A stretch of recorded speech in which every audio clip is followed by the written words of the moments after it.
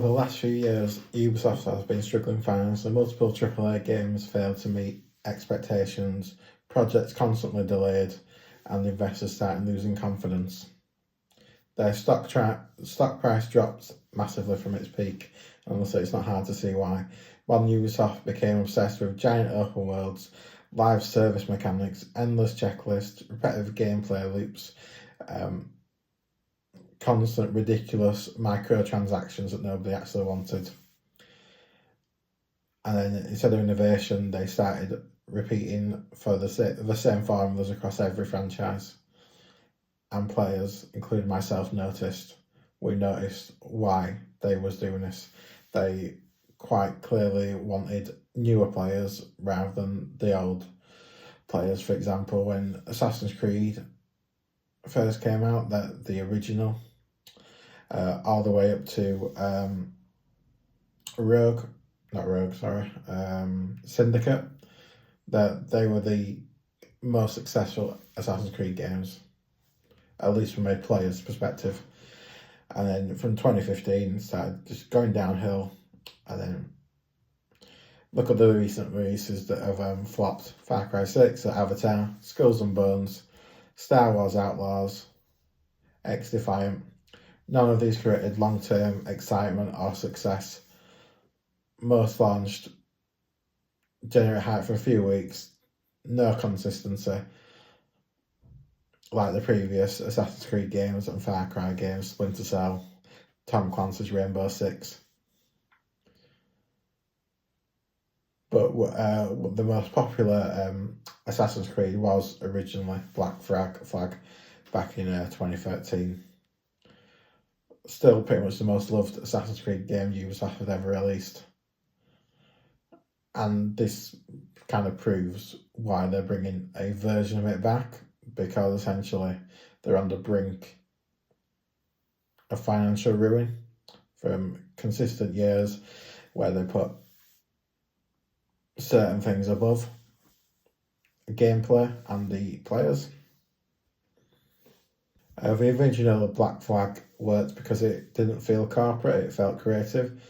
The naval combat was fresh, exploration felt exciting, the world felt alive, and Edward Kenway became one of the most popular protagonists in Assassin's Creed history.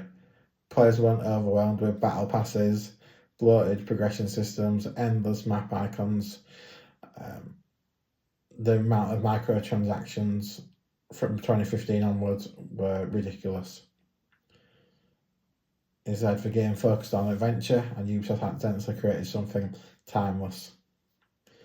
The problem is that Ubisoft spent the next decade trying to recreate Black Flag's success without understanding why players loved it in the first place. Skull and Bones disaster, for example. Nothing proved more than Skull and Bones. This game was supposed to evolve Black Flag's naval combat into a full AAA pirate experience. Instead, it became one of Ubisoft's biggest disasters. Years of delays, massive budgets, mixed reviews, weak player engagement, and the internet immediately started asking the same question: why not just play Black Flag? That's devastating for Ubisoft as well as its shareholders and just staff generally. I'm sure the staff at Ubisoft don't try to make a bad game, but ultimately it comes from the top. The creative direction comes from the top. Because it means their newest pirate game made people nostalgic for a 10-year-old game instead. Now let's discuss why this video had to be created. Why Black Flag Resynced exists. So now Ubisoft is reporting developing Black Flag Resynced, which is correct, and we've all seen the trailer. And it does look good. It does look good, but it's essentially the same game from 13 years ago, with a few extra missions thrown in.